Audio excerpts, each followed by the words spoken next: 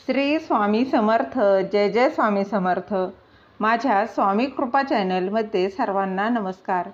स्वामी महाराजांच्या कृपेने तुमच्या सर्व चांगल्या इच्छा पूर्ण होत ही स्वामी महाराजांच्या चरणी प्रार्थना करते आणि आजच्या या नवीन व्हिडिओला सुरुवात करते.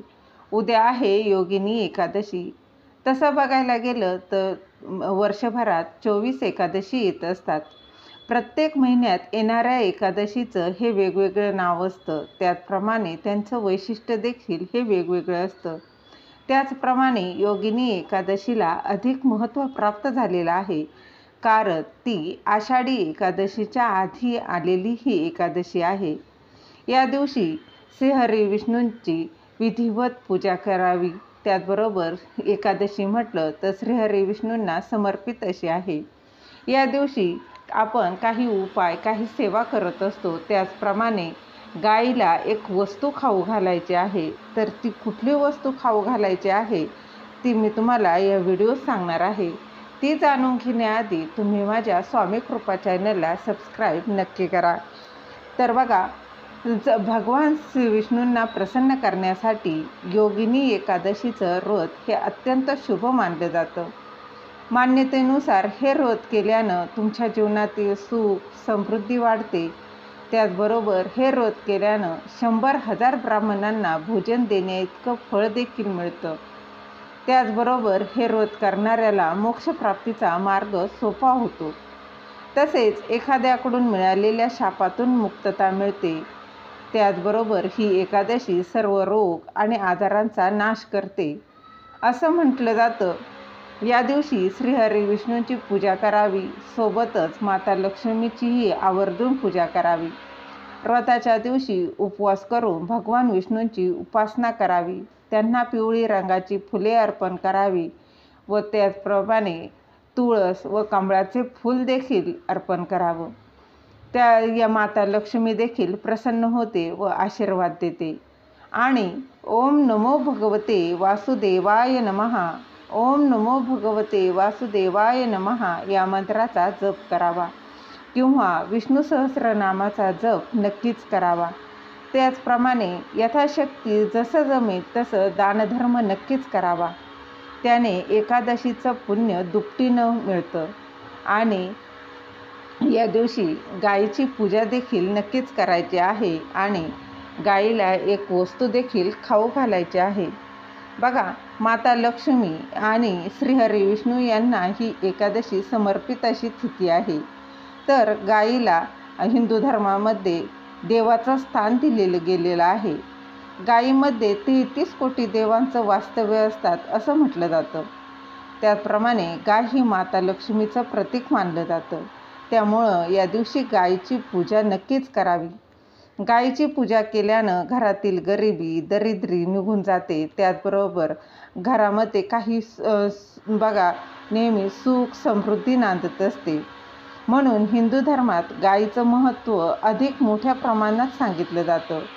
गायीला माता लक्ष्मीचं प्रतीक मानलं जातं.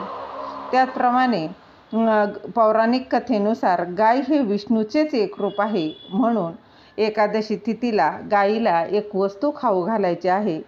बघा, तुमच्या मनात कुठलीही कितीही कठीणातील कठीण इच्छा असेल ना, ती याने पूर्ण होणार आहे.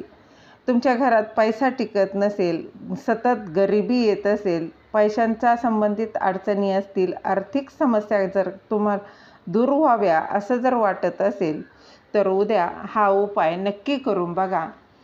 याने नक्कीच तुमचा फायदा होणार आहे. तुमच्या मनातील ज्या काही इच्छा आहेत त्या नक्कीच पूर्ण होणार आहे. तर त्याचबरोबर काही दुःख असेल, काही समस्या असतील तर त्या देखील याने मुक्त होणार आहे. तर काय करायचं आहे बघा, यासाठी एक तांब्या पाणी घ्यायचं आहे, हळद कुंकू घ्यायचं आहे आणि त्यानंतर तुम्हाला 7 केळी घ्यायची आहे आणि 7 गुळाचे खडे घ्या किंवा गोळ्या जरी करून घेतल्या तरी चालणार आहे. तुम्हाला गुळाच्या 7 गोळ्या करून घ्यायच्या आहे आणि 7 केळी घ्यायच्या आहेत. आणि त्यानंतर काय करायचं आहे बघा, सर्वप्रथम तुम्हाला गाईच्या पुढच्या दोन्ही पायांवर पाणी टाकायचं आहे आणि गाईला हळदी कुंकू लावायचं आहे. आणि त्यानंतर तुम्हाला श्रीहरी विष्णूंना स्मरण करून गायीची पूजा करायची आहे. माता लक्ष्मीचा आशीर्वाद मिळणार आहे. आणि हे ज्या 7 केळी आहेत आणि 7 हे गुळाचे खडे किंवा गोळ्या ज्या आहेत त्या तुम्ही तुमच्या हाताने गायीला खाऊ घालायच्या आहे. आता बघा, ह्या खायला घालताना जर गायीने तुमचे तळहात जर चाटलं तर अतिशय उत्तम. गायीची जीभ आहे ती तुमच्या तळहाताला लागली तर तुमच्यासारखा भाग्यवान हे तुम्हीच असणार आहे. तर याने तुमच्या ज्या काही इच्छा आहेत त्या देखील पूर्ण होणार आहे. जी काही गरिबी आहे ती याने निघून जाणार आहे. 7 पिढ्यांचं दारिद्र्य याने नष्ट होणार आहे. तर आणि यानंतर तुम्हाला शक्य झालं तर गायीला नक्कीच प्रदक्षिणा घालायची आहे. तुम्हाला ह्या 7 प्रदक्षिणा घालायच्या आहे. आणि प्रदक्षिणा घालताना ओम नमो भगवते वासुदेवाय नमः, ओम नमो भगवते वासुदेवाय नमः या मंत्राचा जप करायचा आहे. त्याचबरोबर शक्य झाल्यास ज्या ठिकाणी तुम्ही गायीची पूजा करणार आहात तिथली गायीच्या पायाखालची थोडीशी माती घेऊन तुम्हाला घरी यायचं आहे.